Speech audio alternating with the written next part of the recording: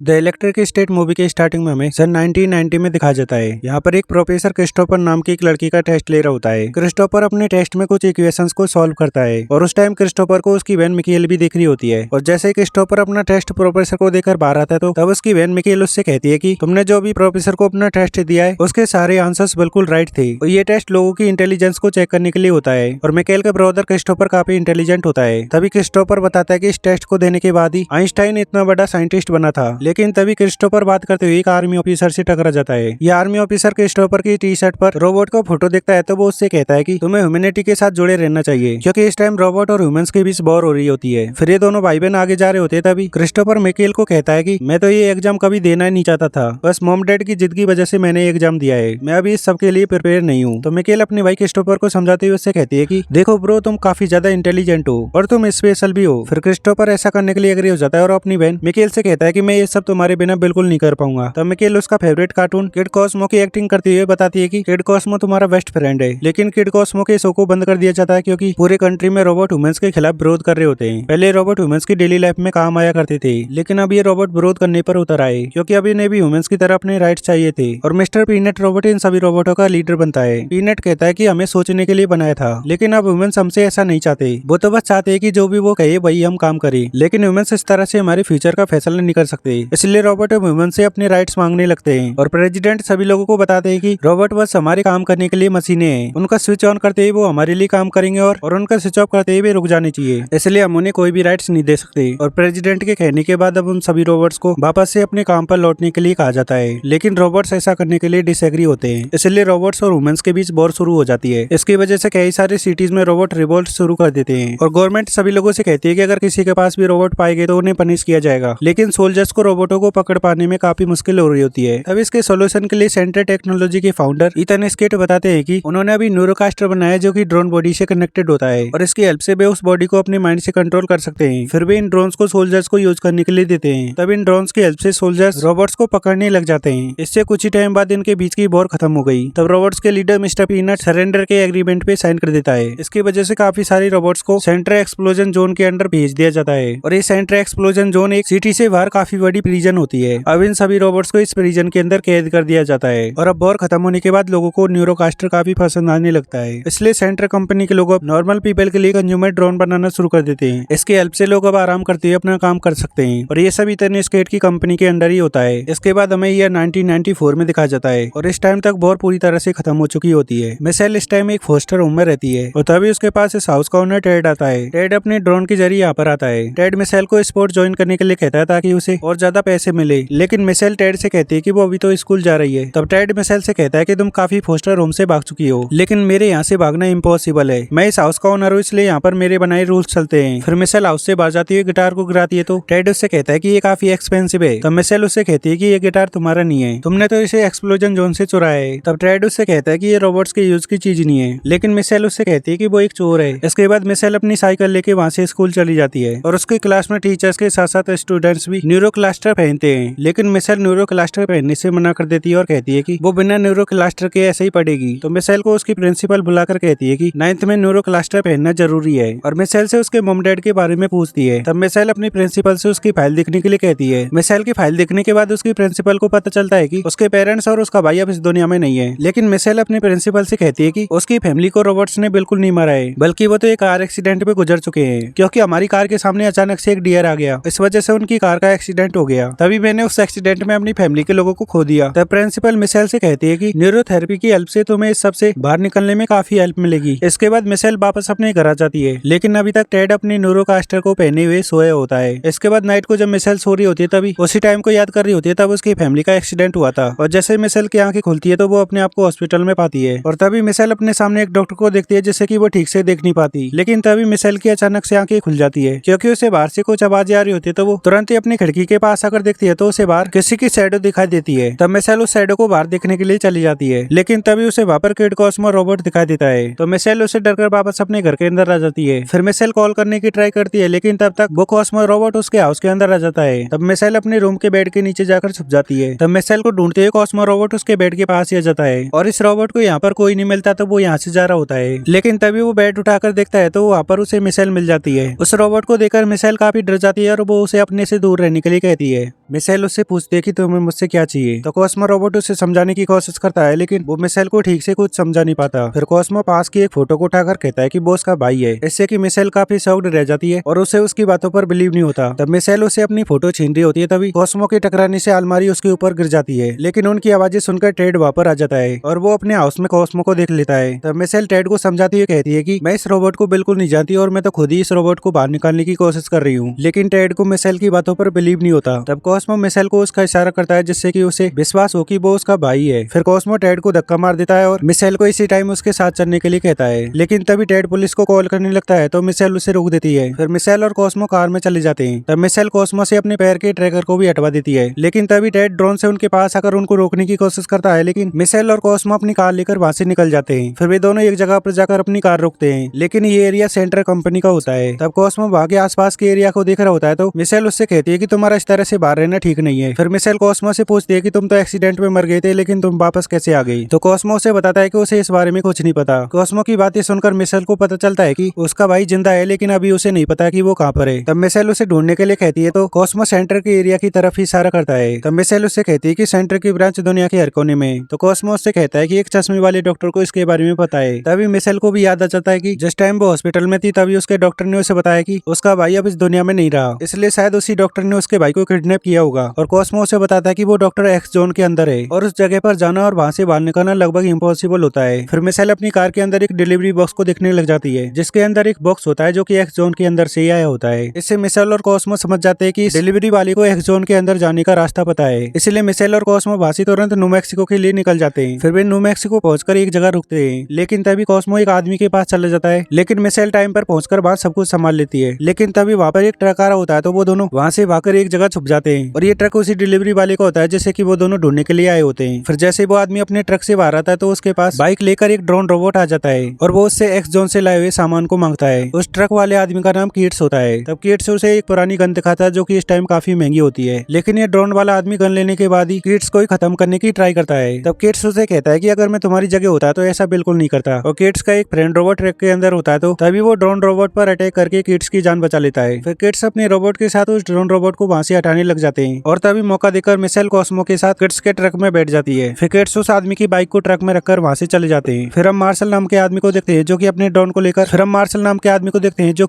Robot को लेकर missile की कार के पास आ जाता है। तभी वो डिलीवरी बॉक्स पर लिखे हुए एड्रेस को भी देख लेता है। इससे उसे पता चल जाता है कि मिसाइल कहाँ पर गई है, क्योंकि मिसाइल के पास रोबोट होता है जिसे रखना इलीगल होता है। इसलिए मार्शल उसको खत्म करने के लिए उसको फॉलो कर रहा होता है। भाई अब किट्स अपने ट्रक को लेकर एक्स जोन के पास आ जाते हैं। इसके पास ही किट्स के रहने की एक सीक्रेट जगह होती है। किट्स और उसका रोबोट काफी अच्छे फ्रेंड होते हैं। फिर वो रोबोट ट्रक के अंदर से उस बॉक्स को उठा लाता है जिसके अंदर मिसाइल होती है। तब किट्स अपने रोबोट से बातें करते हुए वहां से आगे चले जाते हैं। तब किट्स की बातों से हमें पता चलता है कि किट्स इन सामान को अपनी यूज में लेने की बजाय इनसे पैसे कमाने की कोशिश करता है। पैसों की कमी की वजह से उनके पास खाने की ज्यादा चीजें नहीं बची होती है, लेकिन फिर भी किट्स उन चीजों को नहीं खाता जो कि वो एक्स जोन के अंदर से लाया होता है। किट्स अपने रोबोट फ्रेंड से बात कर रहा होता है, लेकिन तभी उन्हें डॉल फिश के सॉन्ग की आवाज आती है, लेकिन ये आवाज गलती से कॉस्मो रोबोट ने कर दी होती है। तब मिसाइल कॉस्मो रोबोट को छुपाने लग जाती है। इससे किट्स और उसके रोबोट को डाउट हो जाता है कि उनको फॉलो करते हुए जरूर यहाँ पर कोई आ चुका है। फिर वे मिसाइल और कॉस्मो रोबोट को पकड़ लेते हैं। मिसाइल उनसे कहती है कि हम तुम्हारे ट्रक के अंदर छुप कर आए थे और हमें एक्स जोन के अंदर जाना है, लेकिन केट और उसका रोबोट उन्हें वहां से जाने के लिए कहते हैं। फिर मिसाइल उनसे कहती है कि वो अपने भाई कॉस्मो रोबोट के साथ एक्स जोन के अंदर चली जाएंगे। तब किट्स मिसाइल को ऐसा करने के लिए मना करता है, क्योंकि उसे अंदाजा होता है कि वो वहां पर मारे जाएंगे, इसलिए तुम ऐसा सोचो कि तुम्हारे साथ ऐसा कुछ हुआ ही नहीं और तुरंत यहाँ से वापस चले जाओ। लेकिन तभी वो देखते हैं कि कोई और भी उनको फॉलो करते हुए उनके पीछे पीछे आ गया होता है। फिर वे आपस में बात कर रहे होते हैं कि कोई मिसाइल इनको फॉलो करते हुए इनके पीछे पीछे आ गया हो। तब किट्स तुरंत ही उन दोनों रोबोट्स को छुपने के लिए कहता है और मिसाइल से बस चुप रहने के लिए कहता है। और तभी उनके सामने मार्शल का रोबोट ड्रोन आ जाता है। तब किट्स उससे बातचीत करते हुए कहता है कि देखो बस मैं तो यहाँ पर अपना काम करता हूँ और यहाँ पर मौजूद सारी चीजें मेरी है। लेकिन मार्शल मिसाइल से कहता है कि तुम्हें अरेस्ट किया जाता है और तुरंत ही अपने रोबोट को मेरे सामने ले आओ, लेकिन मिसाइल ऐसा करने के लिए मना कर देती है। तब किट्स मार्शल को समझाने की ट्राई करने लगता है और तभी किट्स का रोबोट मार्शल के ड्रोन पर अटैक कर देता है, लेकिन मार्शल किट्स को ही अपने आगे कर देता है, जिससे कि वो बच जाता है और मार्शल उनके ऊपर अपनी गन से अटैक कर देता है और उसका ये अटैक काफी ज्यादा पावरफुल होता है। मार्शल उन दोनों रोबोट्स को खत्म कर ही देता, लेकिन उससे पहले ही मिसाइल लाइट्स को ऑफ कर देती है, इससे कि मार्शल उन्हें ढूंढ नहीं पा रहा होता है और मार्शल से उन दोनों रोबोट्स को उसके हवाले करने के लिए कहता है। तभी किट्स मार्शल पर अपनी गन से अटैक करने के लिए आता है, लेकिन उल्टा मार्शल ही उसकी गन को तोड़ देता है। फिर मिसाइल कॉस्मो को लेकर उसके सामने आ जाती है और मार्शल से पूछती है कि तुम इसके साथ क्या करने वाले हो। तब मार्शल उससे कहता है कि ये हमारा काम है, इसलिए अच्छा होगा कि तुम इसे मेरे हवाले कर दो, लेकिन मिसाइल ऐसा करने से मना करती है और कहती कहती है कि मैं बस इसे एक्स जोन के अंदर पहुंचाना चाहती हूँ। लेकिन तभी वो रोबोट मार्शल के ड्रोन को एक मशीन से पकड़ लेता है, लेकिन ये मशीन मार्शल के ड्रोन को ज्यादा टाइम तक रोक नहीं सकती थी, इसलिए वे चारों तुरंत ही ट्रेन के डब्बों में बैठकर निकल रहे होते हैं। लेकिन किड्स बैठने में थोड़ा लेट हो जाता है, तो जिस टाइम वे ट्रेन से वहां से निकल रहे होते तो तब तक मार्शल मशीन से छूटकर उन पर अटैक कर देता है